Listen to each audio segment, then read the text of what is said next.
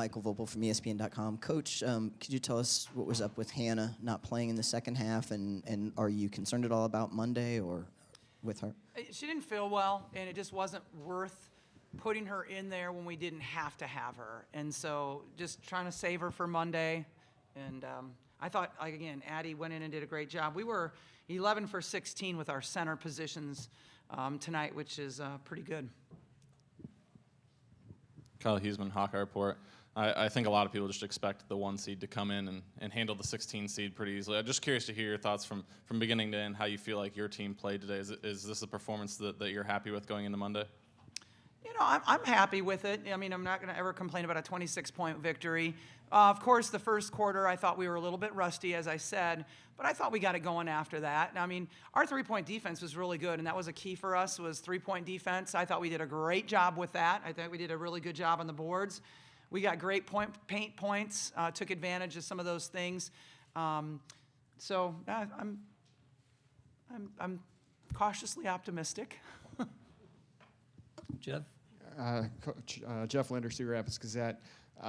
We talked about those little runs you had there in the first half. The first one came, I think you were down 11-10, and scored 10 in a row with Caitlin on the bench. Could you just tell us a little bit about that run there? Yeah, you know, sometimes our offense, we just pass the ball a little bit better when Caitlin is on the bench. And so I thought you saw that tonight. I thought our, team really moved well. They cut hard. And it's really comforting to know that if Caitlin is on the bench, that we can still score really well. And I thought some other people really stepped up in that situation. Right behind you, Mike. Oh, Tegan in front of you. Here we go. Thank you. Mike Halas, Cedar Rapids Gazette. Lisa, I'm watching this maybe through the eyes of the Holy Cross team, but I didn't see any intimidation, any fear, and some good ball. Where does that come from? For Holy Cross, I know you'll have to ask Maureen that, because I think she'll be in here next, right? Yes. But, I mean, they're a gutsy group, and it comes from Maureen. I mean, Maureen is, she coached or played at Marist for Red Fox there. I mean, he's a great coach, and I think she's such a good fundamental coach. I mean, their team played very well. They only had 13 turnovers tonight. They weren't intimidated at all. I think it helped them being in Carver for such a long time this week. But certainly, they were not, I think, intimidated by our crowd or anything. I thought they just enjoyed the experience, and that's what you want to do. As a 16 seed, that's what you have to do. And they got a great win in the NCAA tournament the other night. Next question. Other questions? Towards the back there. Cooper Worth with the Daily Iowan. Coach, I know heading into tournament play, a big concern was kind of how the backup post players were going to perform, some of the inconsistencies you mentioned. Of course, Aston O'Grady had a big game. I guess some of the other posts. I guess what are your thoughts on some of the backup post players' performance today?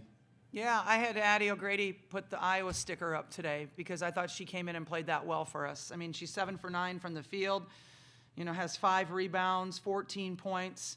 I thought she did a good job. I think AJ came in and did some nice things. Sharon, obviously, in a really small amount of time, has 5 points for us. So 11 for 16 again, and 40 paint points is very, very good. Further questions? Raise your hand. Anyone?